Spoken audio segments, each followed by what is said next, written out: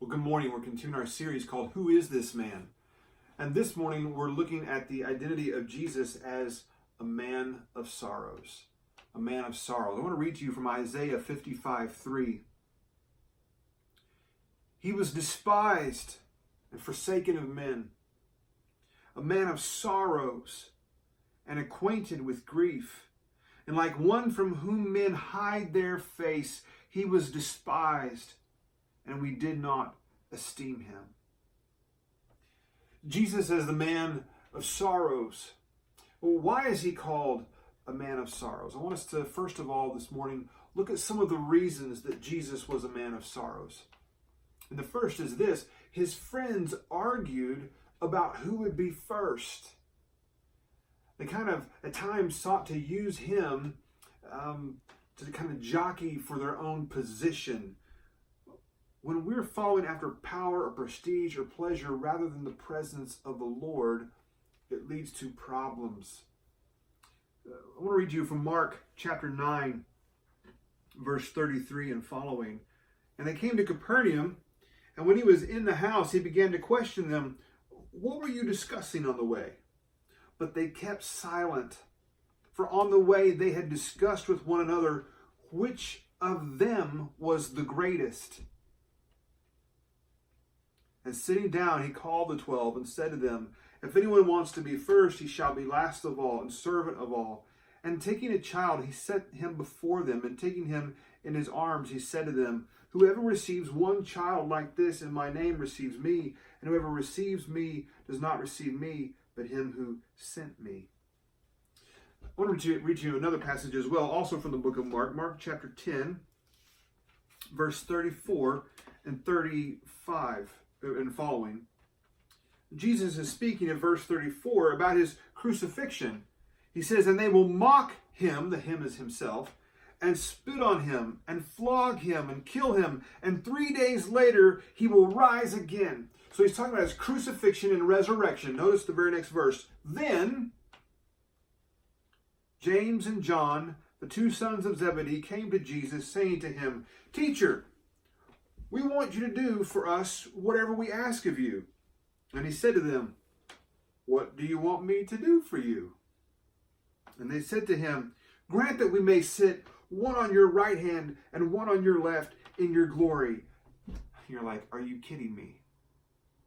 He's just been talking about his crucifixion, and you're jockeying for position. But Jesus said to them, "You do not know what you are asking. Are you able to drink the cup that I drink, or to be baptized with the baptism with which I am baptized?" He's talking about his suffering and death. And they said to him, "We are able." It seems they do not know what they're talking about. And Jesus said to them, "The cup that I drink you shall drink, and you shall be baptized with the baptism with which I am baptized." And these words were fulfilled because James and John would be the first and last of the apostles to die. James would die in the book of Acts as a martyr. And John, we know from church history, died at an extremely old age after suffering greatly for Christ. Verse 40, "But to sit on my right or on my left, this is not mine to give, but it is for those to whom it has been prepared." You see, though there's equality in the Trinity of Father, Son, and Holy Spirit, there's also order in the Trinity and different functions that each member has. And hearing this, the 10 began to feel indignant with James and John. And calling them to himself, Jesus said to them, "You know that those who are recognized as rulers of the Gentiles lord it over them, and their great men exercise authority over them. But it is not this way among you. But whoever wishes to become great among you shall be your servant. And whoever wishes to be first among you shall be slave of all. For even the Son of Man did not come to be served, but to serve, and to give his life a ransom for many." Many is the Semitism for all. Now, turn over to the book of Luke. It's heartbreaking to read these passages where it seems that people are trying to use Jesus to gain their own advantage, whenever Jesus is the advantage. Knowing him is the point. Luke chapter 22 and look at verse 24 to 27. This is at the Passover meal. We call it the Last Supper. And there arose also a dispute among them as to which one of them was regarded to be greatest. Again, he's about to go and be crucified. And this is what they're arguing over. We think maybe what that set this off is that Peter wasn't in his normal seat of the intimate friend next to Jesus. It was probably Judas this night, from what it looks like as we reconstruct the scene, looking at various passages, that maybe what set off this discussion about who's the greatest. And he said to them, the king of the Gentiles lord it over them, and those who have authority over them are called benefactors, but not so with you. Rather, the one who is the greatest among you must become like the youngest, and the leader like the servant. For who is greater, the one who reclines at the table or the one who serves? Is it not the one who reclines? But I am among you as the one who serves. And we know from the book of John that it's Jesus who washed their feet at the Last Supper. So Jesus' disciples fighting over who would be first is one of the sources of his sorrow. And so it is today. When Christians fight other Christians, jockeying for position, it's not a good thing. The Apostle Paul referred to this kind of thing going on in the book of Philippians, that while he was in jail, there were some people, again, kind of jockeying for position. Oh, Paul's out of the way. This is our chance to climb the ladder. And it's craziness. Even today, as I watch certain things on social media and in the news, let me preface what I'm about to say by saying this. We love the Word of God. And we always want to stand on the Word of God. We always want to teach it. We want to teach sound doctrine and refute false doctrine. There are certain fundamental things that all Christians should be able to agree on. It's part of Christianity. Do you believe that Jesus is God who came and died and rose again for you? Do you believe in the virgin birth? Do you believe in that the Lord is coming back? Do you believe in the inspiration of the Scriptures? Do you believe that marriage is between a man and a woman? There's certain fundamental things that all Christians should be able to agree on. Then there are secondary issues, or things where sometimes we may disagree and we need to have a Bible study together. Let's work through these things. But what is happening sometimes on social media is you have this pocket of Christianity criticizing another pocket of Christianity, and sometimes going so far as to say, well, those folks aren't saved. And it's like, whoa. The issue you disagree on isn't about how a person is saved. A person is saved by placing their faith in Jesus Christ, believing that he is God who died and rose again for them. He's ascended and coming back again, and they truly call upon the name of the Lord for salvation. God, be merciful to me, a sinner. Okay? That doesn't mean that automatically they understand everything doctrinally and they've all got it together. And so we need to love each other and try to help each other, instead of dissing each other on Instagram or Facebook just so we can get more likes, or on Twitter more retweets, or whatever it is. That's not the point. It's not to build up my platform.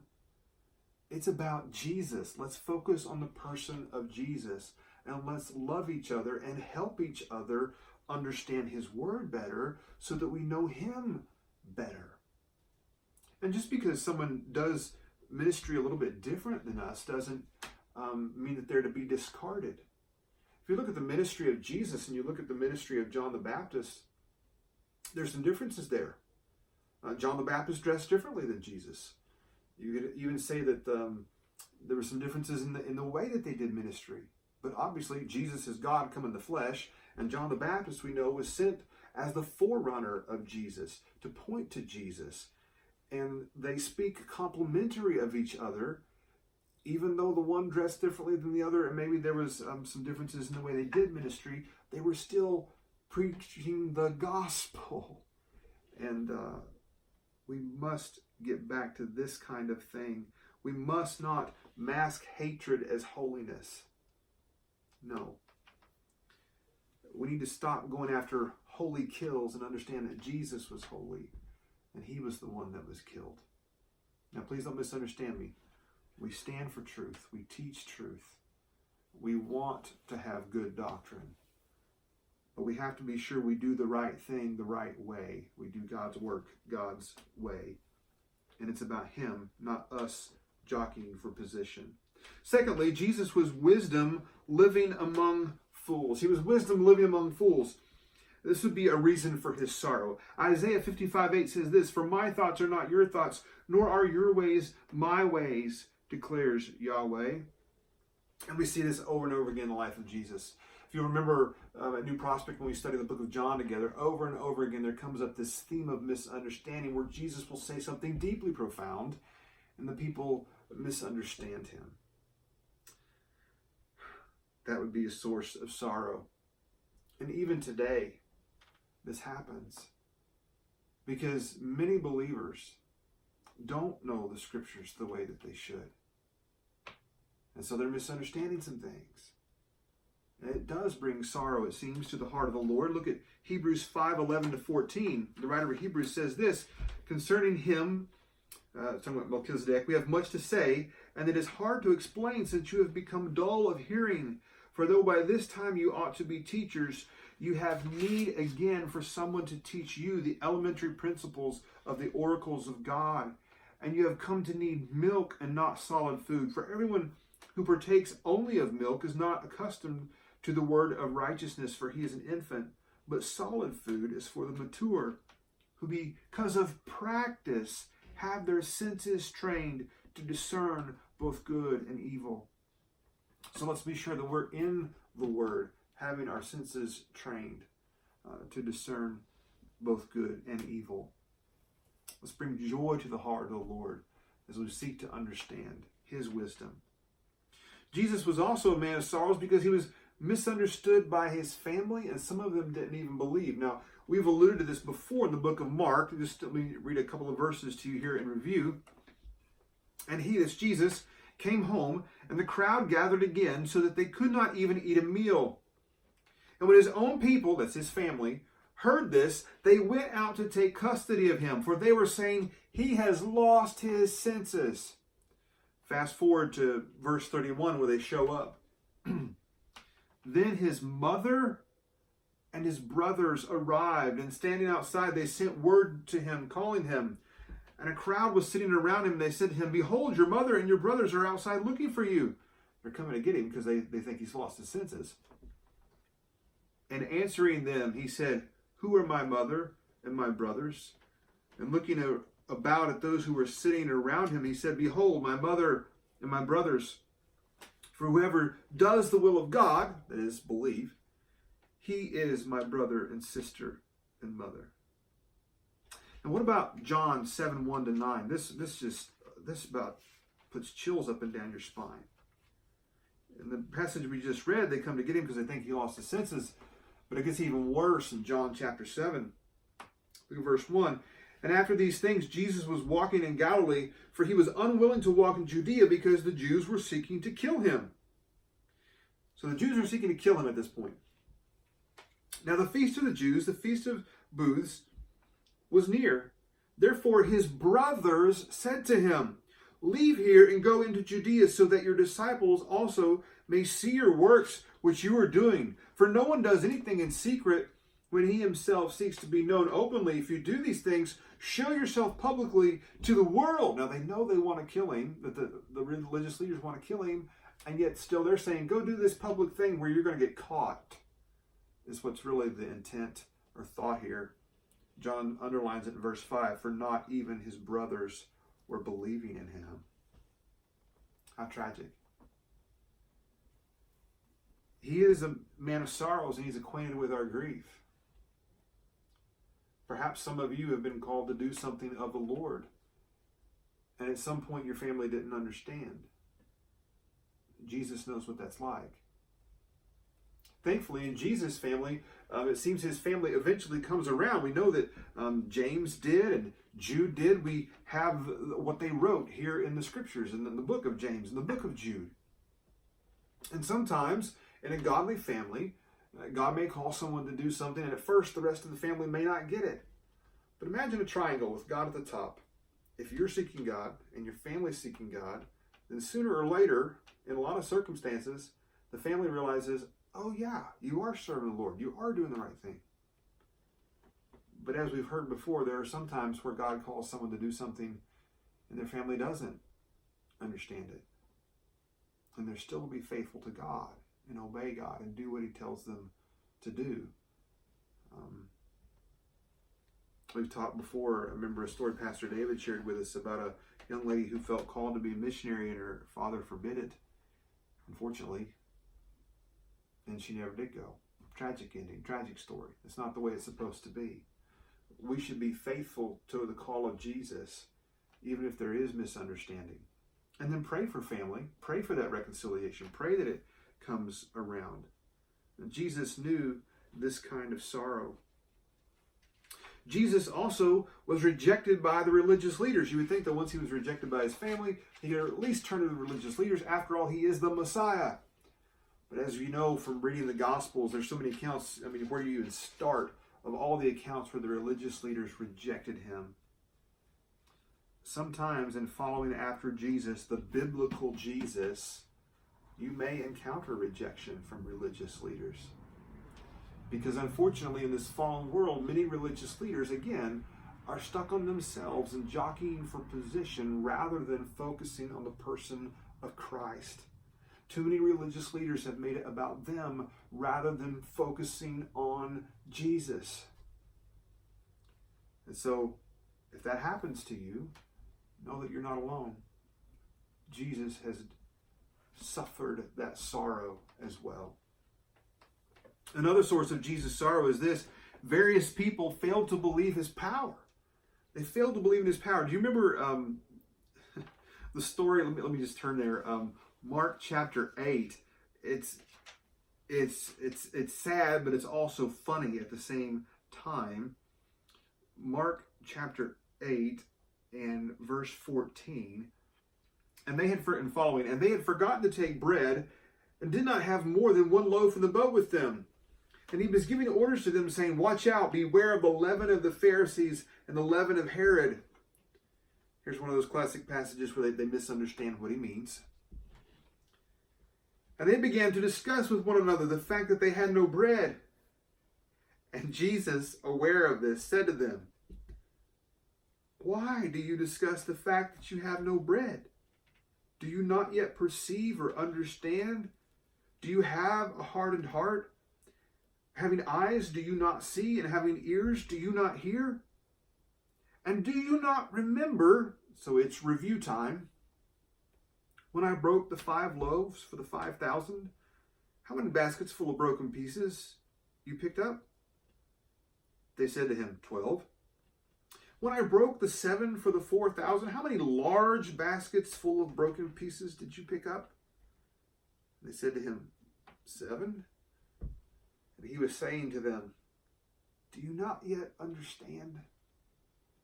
Do you not get that I have the power to provide whatever needs provided, whether it's the 12 lunch pail-sized baskets so that there's one for each disciple, or whether it's 7 large baskets, plenty to go around?"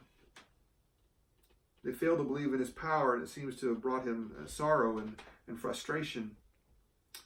Or the classic man that we've talked about many times, the father whose child was demon-possessed, and he basically says to Jesus, "Do something if you can." And Jesus says, "If you can."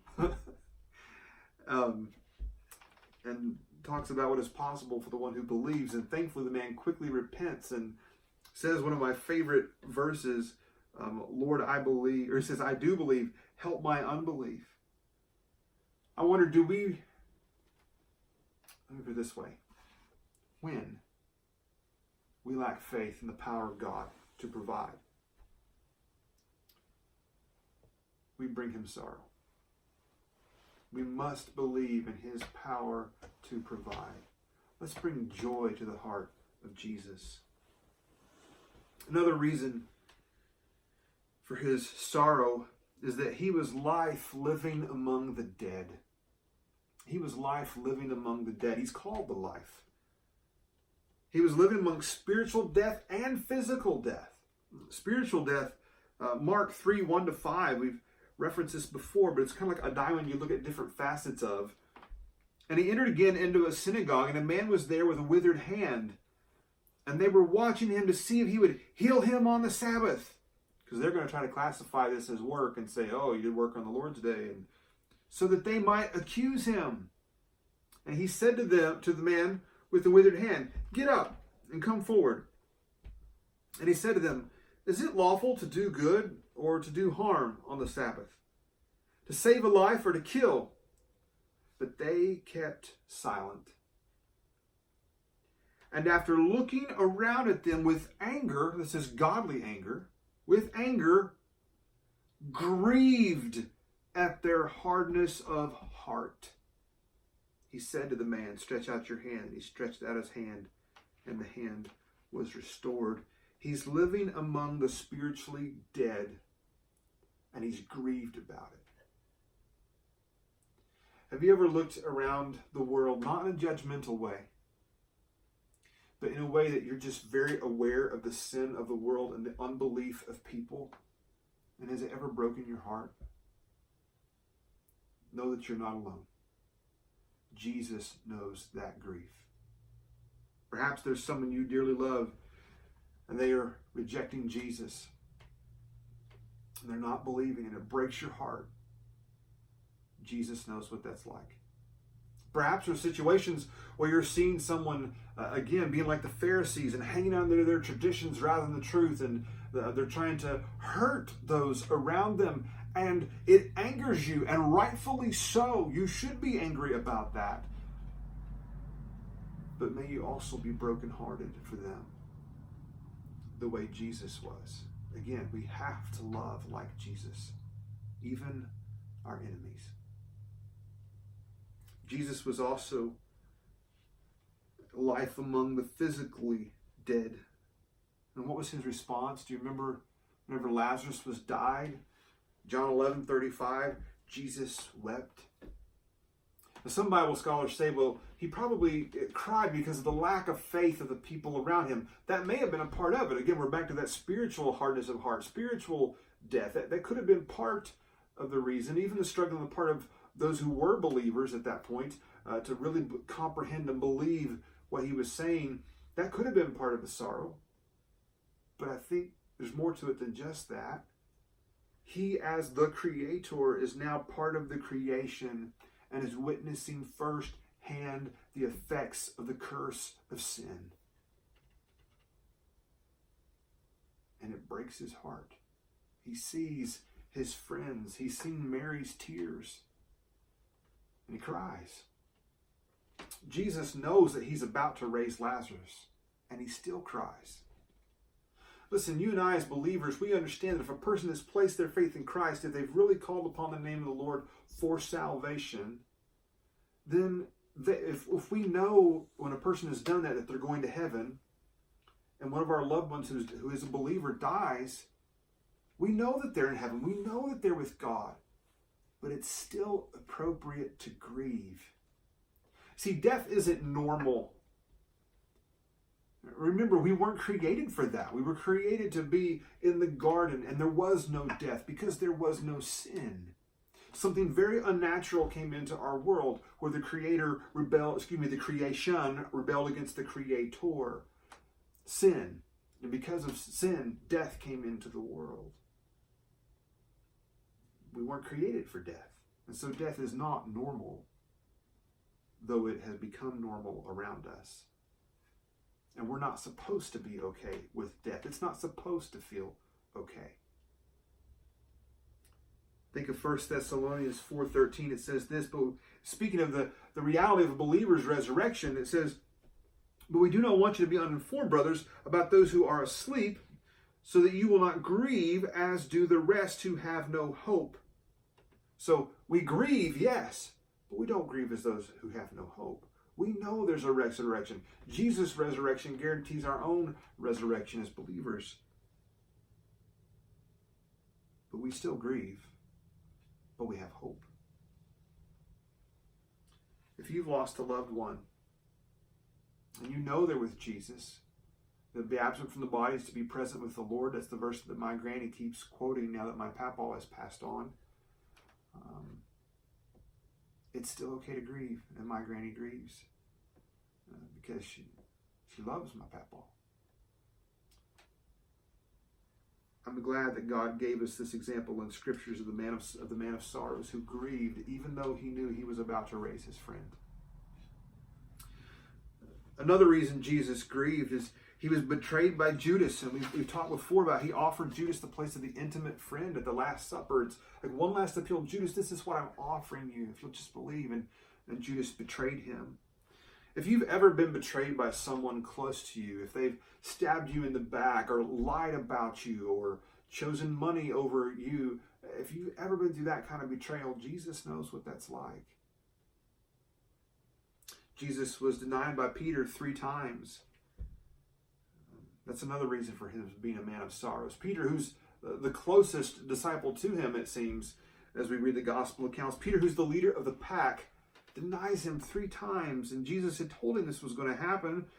And in Luke chapter 22 and verse 61, well, let me back up to verse 60. While he was still speaking, a rooster crowed, and the Lord turned and looked at Peter.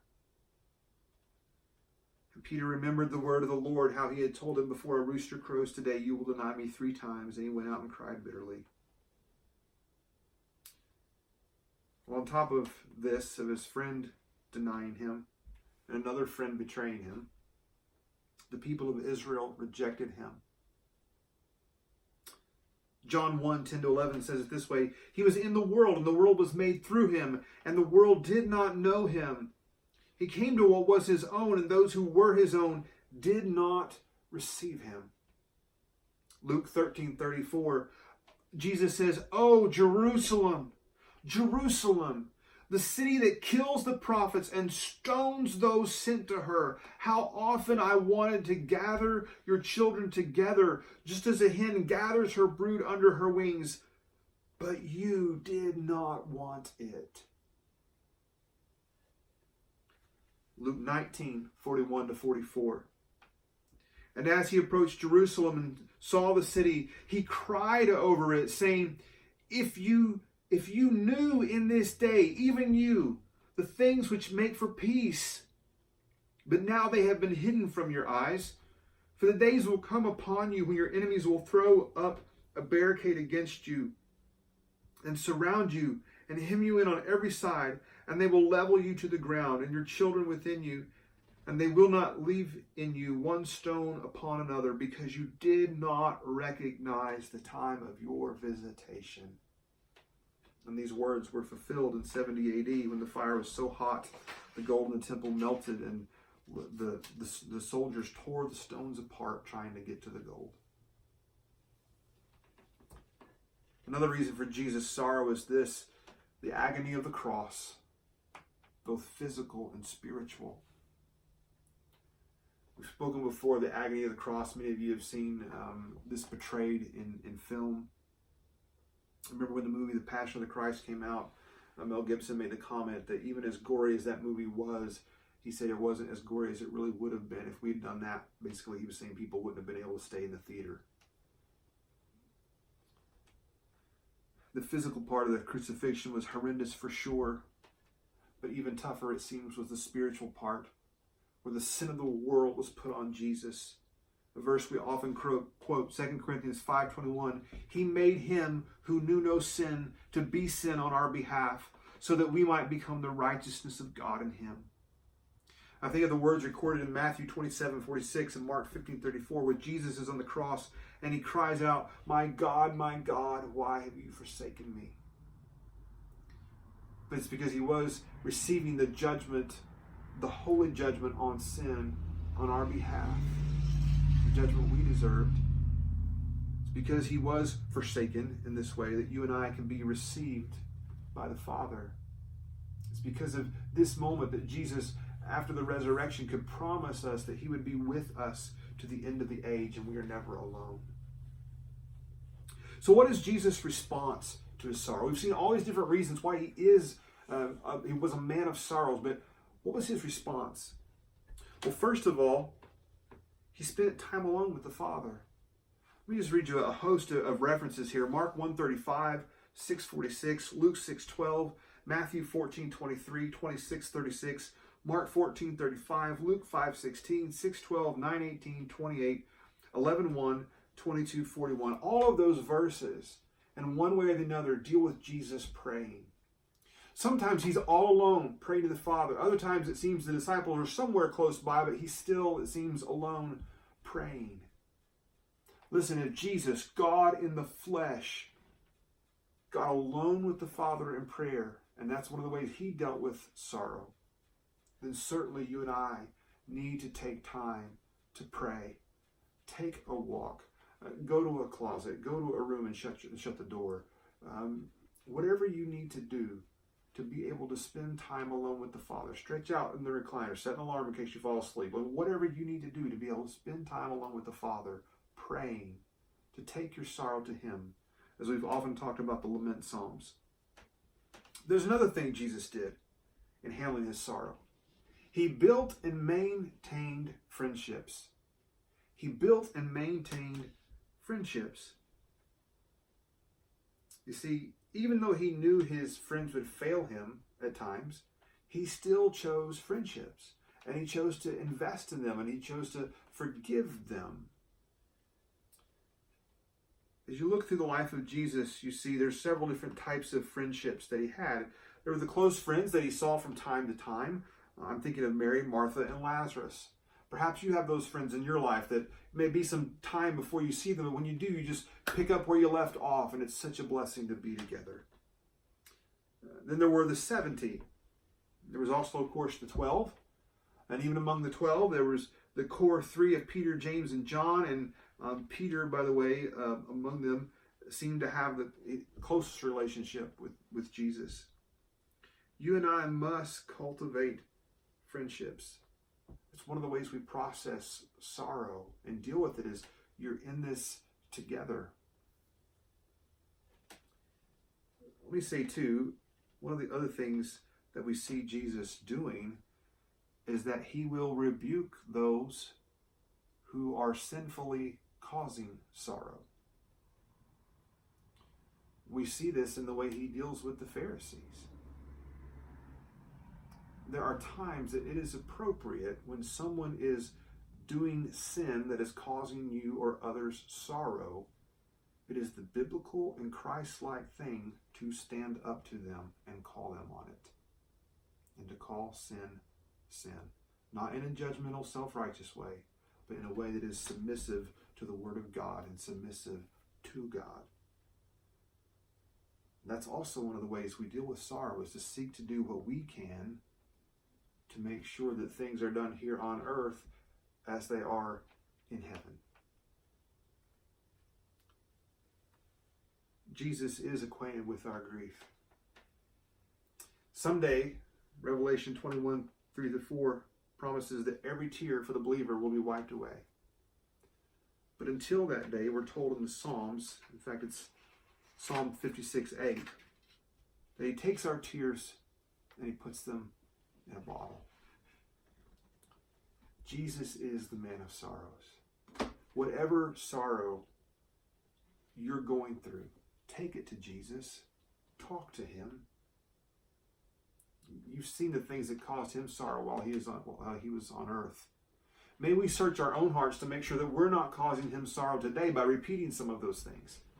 Rather, may we walk in faith and in fellowship with him and letting him be there in our sorrow, because he's promised to be with us, to never leave us, to never forsake us. As we share the sufferings of Christ, let's embrace that and share them with him. We're told to cast our cares upon him because he cares for us. He's the man of sorrows, acquainted with our grief. And there is relief in that because he is with us in our grief.